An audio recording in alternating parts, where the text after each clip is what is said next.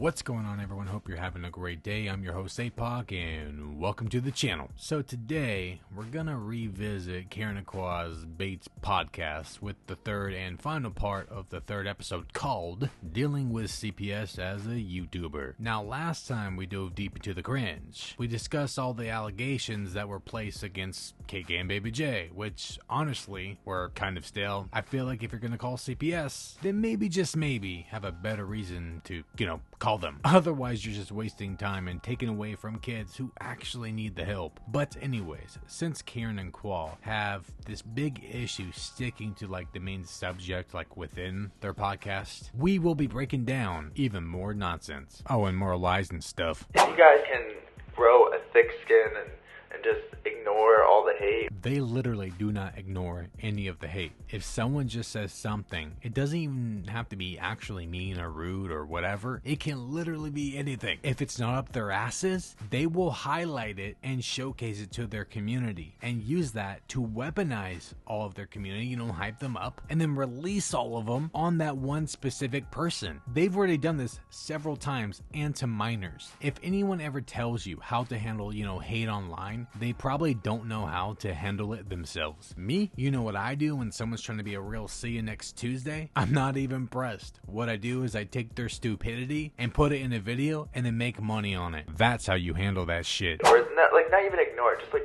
work around the hate. So what he's talking about is them doing something stupid and controversial and getting a bunch of, so-called hate online or backlash, which boosts their engagement, which puts them out into the algorithm and they make more money. That's what he's talking about. I feel like we're good Work at that. it into your advantage. Yeah. See what I mean? And you guys will have the greatest time on YouTube. Says the two clowns that named their podcast Bates, which stands for be a YouTuber, they said, acting like it's a bad thing. What the hell is he talking about? And I know there's a lot of people on here that are probably wondering, what is YouTube all about? No, nobody's wondering that. We all know what it's about. It's about clout, money, and fame. Well, at least for family vloggers and other people who like to, scam their communities and lie. We have be a YouTuber in our what's our name? Oh, in our name. Doesn't even know the name of his own podcast. So there's probably a lot of people that are listening that are like, There's nobody watching this podcast because it's, well, for one, it's horrible. But for two, if they actually made some decent money on it, they would have continued on with it and been consistent and not let it tank like everything else around them that doesn't make money. I want to be a YouTuber, and they hear all this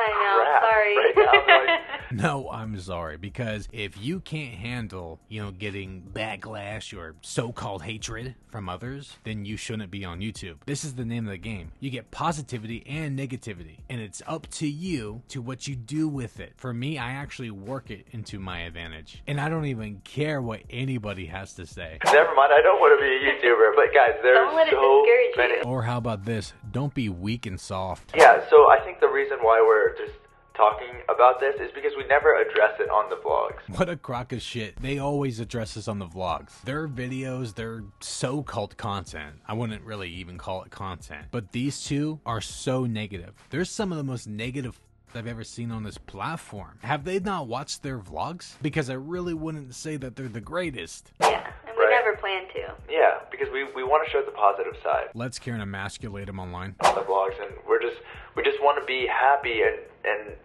spread positivity. Even though he claims that 2020 and 6 months into 2021, he was completely unhappy. Even though, that was another lie. Rather than on the podcast, it's the other side of YouTube, and we can really talk to each other. Like Karen and I can talk to you about what I think about all the negative crap and all the positive stuff. We already know what you think. You cannot stand it when somebody has an opinion about you that is not up your ass. We've already established this, and it is clear as day you cannot handle anybody's opinion or any criticism, even if it's constructive criticism. He's literally said before that he doesn't want to hear anything from anybody who hasn't, constructed anything before. He doesn't want their criticism because they're losers or whatever. That's literally what he said. It's so cool.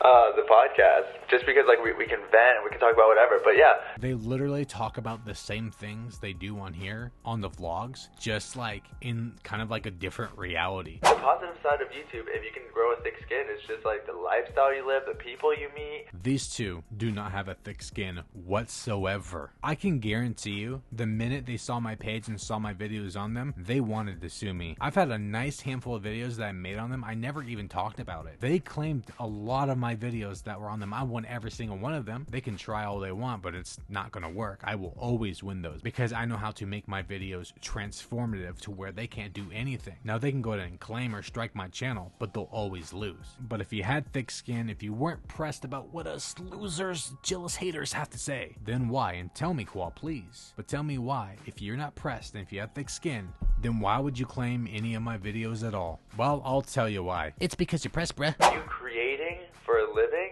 Yeah. You're not having to work for anyone? Not that that's a bad thing, but just like you set your own schedule. So he says it's not a bad thing, but he's also stated before in the podcast, forget which one, I think it's maybe in the second episode, I don't know, can't remember. But he stated that people who work 9 to 5s and have bosses and have a schedule are people who just want to live like an average lifestyle or whatever, who only want an average house or an average car. That's how he sees people, in an elitist fashion. Not everyone has children to exploit, my guy, and even if they did, they have a moral compass. They don't want to share their kids' life online to a bunch of weirdos. Yes, there are people who want to live a simple life, but it's not average. That's their life and they choose to live it. He acts as if it's not a bad thing, but when he's talking about this stuff, he's looking down at you. Yeah. Which is hard for some people because, you know, it's some just people like, need that, like, deadline. The structure. They need that structure, that deadline. Because guess what? Look at their channel now. It's completely tanked because of their inconsistency and because people got sick of them and their lies and their clickbait. They're over them. They're a dying channel. They're hanging on by a thread. But one of their biggest faults was because they were not consistent on their channel and they stopped daily vlogging. And the only reason why they stopped and couldn't get back on, and this has been going on for like 3 years now, is because they took a break from it and they liked it. So they backed off, and since that point, they have been dropping. Which I feel like you kind of set that for us.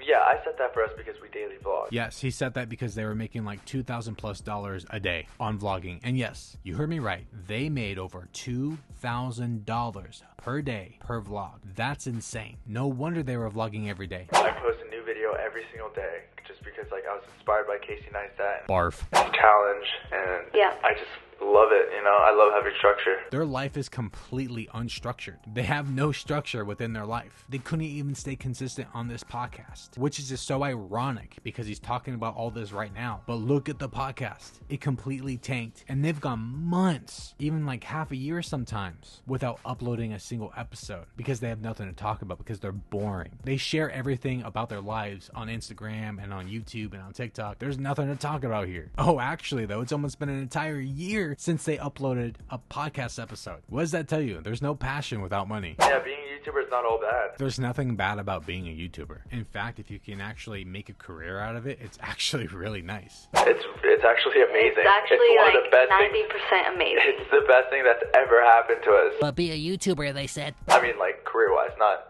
life-wise. Oh, the best thing that's ever happened. Yeah. No, it is life-wise. Because without exploiting your children, without vlogging, you would have nothing. At least you would be nowhere near where you are right now. Especially if you had 4 children. Tess is me meeting you and our kids. He's so sweet. And then having a happy, healthy family. But Qua, I thought you were unhappy in 2021. The business side of it is amazing too. It's just something that we never thought was possible. They know nothing of business. I'm sure they got all their like business info from somebody else, you know, probably like the guy who's suing them, because it seemed like he knew a lot from like within the complaint and the lawsuit or whatever. But point being, they talk about business but squandered all their money. That's why they were in debt. But you know, maybe he's just talking about if they vlog certain things, they're just like tax write-offs. Like whenever we started YouTube, we didn't know you could make money until Google sent us a paycheck. He's lying to you right here. Google doesn't just send you a paycheck. The money that you make goes into an AdSense account and it sends it to your bank. You don't get a check in the mail. That doesn't happen. But also, you have to apply for that because you have to be part of the YouTube Partner Program in order to make money and get ads on your videos. You have to apply for it. You also have to meet the requirements in a certain threshold. And with KKandbabyJ at the time, I believe it was probably 10,000 subs. And that was the requirements to be able to apply and be approved for the YouTuber Partner Program. But once you reach that threshold or milestone or whatever, then you apply, YouTube approves you, and then you can start making money. So they knew they had to meet that mark. They knew they had to apply, and then eventually they had money go into their bank account, which, by the way, they also had to put their bank account card onto their Google AdSense account. So they knew that they can make money from the start. But for some reason, they want to pretend to be all humble and stuff. Yeah. We're just like, what? I think I actually saw the first time that I realized that you can make money was Brittany and Baby was the first YouTuber I ever watched. And she might not be lying there. But to be honest, there's a lot of back and forth on her stories as to why she started. I'm thinking that she knew from the beginning that you can make money, and that's why she started the channel. And now Brittany and Baby, or Brittany Morrow now, she was the first one Karen watched on YouTube, but is now the last one everyone watches because her channel also tanked really, really hard. And KKandbabyJ will one day catch up to her. And I watched one of her videos and it was how I make money online, and I was like, what?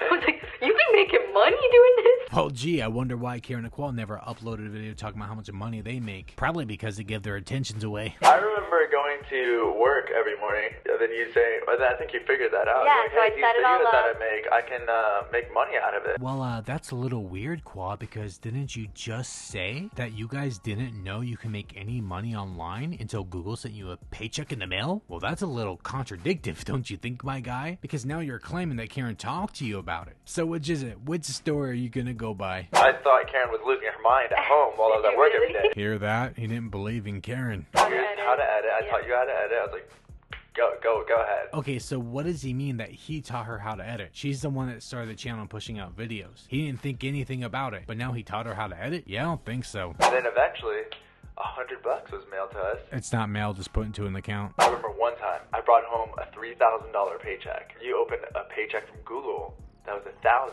Yeah. I was like, oh my gosh, did we just make $3,000 in 1 month? 4,000. Or 4,000? Yeah. Oh yeah, it's quick math. Imagine getting schooled in math by Karen Swan of all people. Yeah, I was like, oh my gosh, maybe we don't have to struggle all our life. Okay, hold the phone, Qual. Because you and Karen did not struggle your whole lives. For one, Karen was spoiled. I know that her and her family did not have as much money as you guys, but Karen Swan was spoiled by her mother, and you can tell that shit. And you don't need money to spoil someone. But Qual, you were also spoiled yourself, my guy, to an extreme extent. The time you struggled wasn't even for that long. Not that long at all. I wouldn't even say a year. Because most of Qual's life, his family owned a restaurant. They lived in a big house. This is what he said. He grew up rich and privileged. The only reason he struggled later in life was because at the time, Karen got kicked out of the house and he followed. So then he was on his own. But quickly after that, they blew up on YouTube. They didn't do that for long. Yeah. No, well, I brought home $7,000, and then you're like, oh, we made $3,000. They just deposited that. And then I was like, did we just make 5 figures in 1 month? Yeah. We can actually make over 6 figures a year. So what Qual's trying to say is that from an early start to their YouTube career, that they were thinking about the money. And there's people out there who think that they're humble. They've been playing this stuff from the start. That's why Qual took over the vlogs very quickly after they started blowing up. I mean, they started really going hard in 2016, and in 2017 was probably their peak year of making money. Qual took the actual KKandbabyJ brand name and turned it into a business. And then he took over the vlog and started daily vlogging. He took what Karen loved, apparently, her passion, from her so that they can make money from the start. And yet they claim that all this is for memories. And then at that point, I was just like, look at this opportunity we have. Yeah, we can exploit our kids for cash. The best part was we were doing the 2 things that we loved doing the most. I was going out, showing homes, selling houses. He only really sold homes in 2016 before they were really making money and he took over. He did sell some later in 2017, but then he stopped really quickly in 2017, and then they vlogged for 3 years straight. He didn't sell one house for 3 years until 2020, which he only sold maybe 4. But you guys got to remember, he doesn't even make all that money from the homes. He only gets a small commission. But if he really had passion for selling homes and realty, then he would have just done it anyways. But he just stopped because it doesn't make the same amount of money that child exploitation does, that YouTube does. But they don't have passion for that or vlogging, because look at it now. We're not saying do YouTube because it makes good money. That is literally what you were saying. You just went off about how you guys struggled, but then you made thousands of dollars and then your life got better. What other reason would there be to do YouTube? And yes, you can enjoy content creation and making videos, but I guarantee you, you're not gonna do it for free for too long, because this shit takes time. We're saying do what you love. That's not what you said at all. Exactly. Because the money will come. That's you love exactly something it. so much. You chase your passion. Karen claimed that Kick-Ass was her passion, and then it flopped. Qual claimed that Bates was his passion, and it flopped. Both claim that YouTube is their passion. That also flopped. They don't know what passion truly means, because to them, the only way it's a passion is if it makes money. And then when it doesn't, it's no longer a passion, and then they move on to the next scam or money ploy. Even real estate, you have such a passion for it, it blows my mind. I freaking loved real estate so much. Yeah, that's why he stated before that he avoids doing real estate as much as possible, unless it's like for a family member or a friend that he can, you know, manipulate or take advantage of. I just chased my passion, and the money was a byproduct. The money was not a byproduct for real estate. That literally was your goal. You wanted to get out of working for the restaurant. This is what you said, you goon. And that's why you went into school for real estate, to get out of there and make money on your own. Also, how did you know that real estate was your passion before you even did it? That doesn't make any sense. You did this for money. I don't know why they don't want to admit it, but that's what they did. They did it for money, and that's okay. You go to school for certain jobs or careers to make money. You can love it all you want. That's not what I'm saying. But his goal, his number one goal, was money, and the passion for it would have been the byproduct, not the paycheck. And then maybe in the beginning of their YouTube, sure, the money was the byproduct, but then eventually and very quickly became the main goal. Just like YouTube, like you just wanted to make videos, and then the money came unexpectedly. Yep. The money wasn't a surprise. Karen watched one of her YouTubers, Brittany Morrow now, who made a video talking about how she makes money online. Then Karen went to you and talked about it, and you let Karen do her thing, and Karen made money. It wasn't a surprise at all. She didn't chase her passions. She wasn't passionate about it. If she was, she wouldn't be lazy about it now. You know, chasing your passions, and the money will follow. Having a passion doesn't mean you're going to make money on it. And then how we live the lifestyle we live now, and just be a YouTuber, they said. Yep. Did he really say that in the same sentence? Be a YouTuber, they said. My guy's acting like it's a bad thing, yet he just boasted about the lifestyle that they live now because of YouTube. You know, their so-called passion. Sometimes you just sit back and just think, like, wow, this is better than the most perfect lifestyle I could imagine. Yeah, I can't imagine a better. Yeah. They say it's the best lifestyle ever, yet all they do is complain about their life. Also, earlier, you know, like we were talking about when Kawhi was saying that it's okay if you want to do a 9-to-5 or if you want a boss, but that's not what we want to do. Yeah, they just said that their lifestyle is the most perfect lifestyle and they can't imagine another lifestyle being better than theirs. So what does that say? Even all the crap that we do get, like, Yeah, because I'm still doing what I love. If Yeah. I hated doing it, then maybe it'd be like, ugh, I have to post another video today. Yeah, it's a lot more than that, Karen. You get a lot more than that one. Also, that's what you guys do. Dreading having to post a video.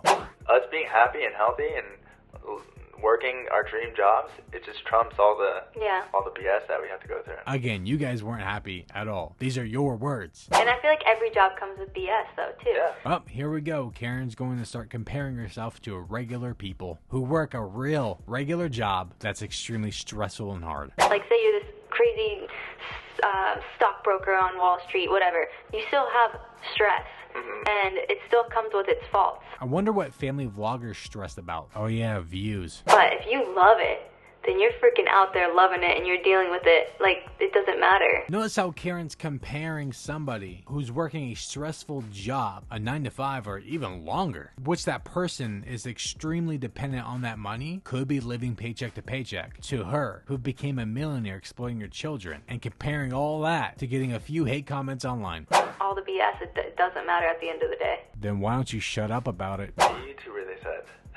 That's another complaint. We don't have a proper outro. You don't even have a proper intro. Is that actually a complaint? Yeah, we're not professionals, guys. No shit. This isn't. I don't like making things feel so like, oh, it has to be Formal? this way. Yeah, formal. I just want it to be like. All right, Karen, I'm gonna stop you right there, girl, because you are the same person who got a whole ass apartment that cost $2,000 a month specifically for the podcast to be more professional. And then someone else was like, that's the complete, like, I completely agree with you. That's why I love it so much. It's because I feel like I'm just sitting down talking to them. Oh God, who is that loser? Yeah, I don't want them to feel like they have to listen to them. Nobody does. Nobody has to listen. But the Nobody people has to who watch are our mad videos. about it, they are our supporters and stuff like that. No, some people just want a good laugh from all the stupidity. And you're right, I don't have to listen to this. I'm choosing to because I make money off of it. And then, you know, I get off of the fact that you guys get pressed. They just don't like our format. Yeah, which is fine. We'll still be on YouTube. Yeah. It's not really about the format. You guys just don't know how to run a podcast. Plus, all you guys do is argue. If you like our YouTube and not our podcast, that's Yeah. all good. We still love you. Yeah. Just, you know, leave a rating, Like- 1-star rating if you don't like it, and tell us how to improve. Bro, he did not just say that because somebody did leave a 1-star review, not for the podcast, but for like their coloring book. And it wasn't really about the coloring book because it was done well, but somebody left them a 1-star review and a complaint about their YouTube channel because that's the only place they felt safe to put the comment because they couldn't delete it off of like an Amazon review thing. But what does Quad do with that situation? Does he retain what they say? No. Does he absorb and learn from it? Nope, not at all. Of course not. Nope. Instead, what he does is snap a picture of it, you know, a screenshot, and then puts it on his Instagram stories, blasting them online. I love you guys. Yeah, have a good run or car ride. This podcast would be the worst thing to listen to while driving a car or, you know, going on a jog. Well, that was extremely cringy and it was all horseshit. It was drivel. They know nothing about business, so don't listen to them. Don't take any advice from them. On top of that, they are extremely negative and they cannot handle it when somebody has an opinion. They have like the Just Fam motto, ignore, block, and delete, but they don't do any of that. I also don't really know why they lie so much about like the money situation or why they started on YouTube. It's like, what's the big deal? Just admit you knew that you can make money online. It's not that people don't really care. They just don't like that child exploitation stuff because there's so many other ways you can make money online without, you know, exploiting your children. But let me know what you guys think down below. Like the video if you enjoyed, subscribe if you're new, and I'll catch you guys on the next one. Okay, bye.